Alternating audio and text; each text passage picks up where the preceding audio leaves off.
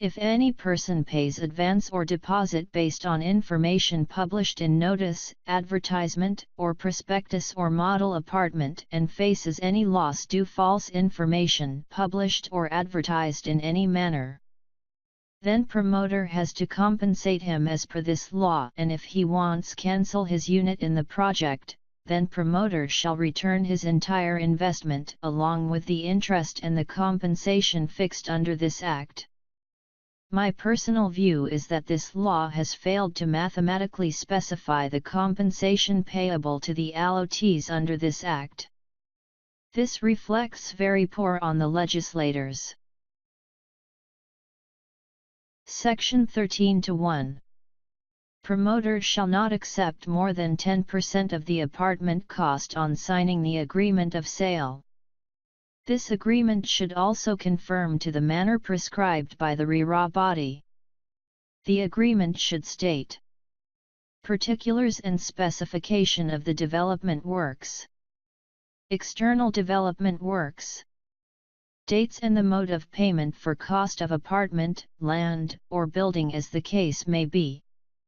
Interest rates payable once allotee defaults his obligation. Interest rates payable once the promoter defaults on his obligations. As per Section 14(1), promoter shall complete the project as per various plans, layouts, and specifications as sanctioned by various competent authorities. Section 14(2) is an exception to the previous Section 14(1). Promoter shall not alter or modify the sanctioned plans, layout plans, and specifications and meddle with the fittings and fixtures and amenities promised to the allotees, without their approval. The proviso to the above section states that minor alterations may be carried out, after an engineer verifies and certifies the alteration, and such alterations shall be informed to the allotees. Section 14(2) also has an explanation which excludes and wants the promoter to seek the approval of the allotees for the following changes.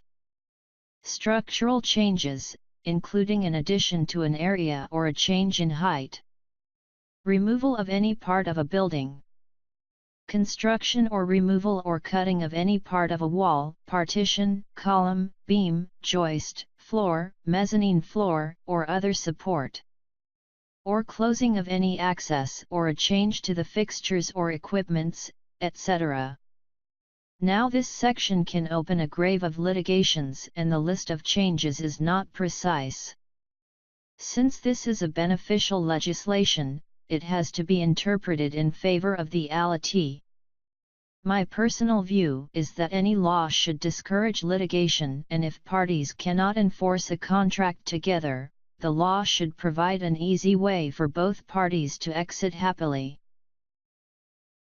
Section 14(2) empowers the promoter to carry out remaining alterations or additions in the sanctioned plan, layout plans, and specifications of buildings or common areas, with the written consent of 2/3 allotees.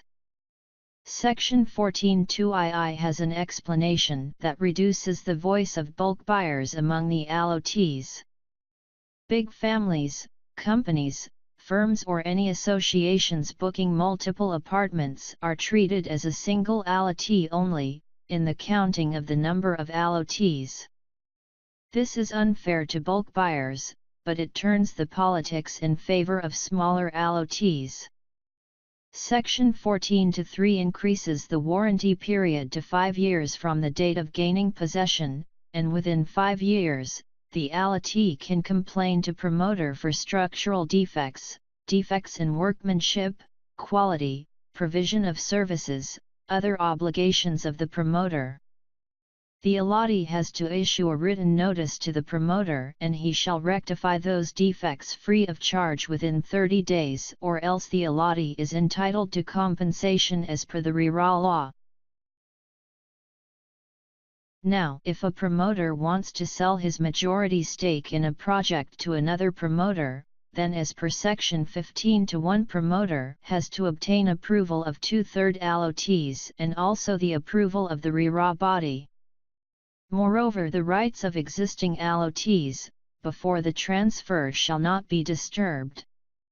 Section 15-2 states that the new promoter who walks in, shall be liable to fulfill all the pending liabilities of the exiting promoter, including but not limited to the old promoter's obligations agreed in the agreements of sale to the allotees, the old promoter's obligations under RERA law, rules, and regulations. The proviso to section 15-2 states that the time to complete the project shall not be extended by any such transfer, and new promoter shall be liable to the same consequences of breach or delay, as per the RERA law, rules, and regulations.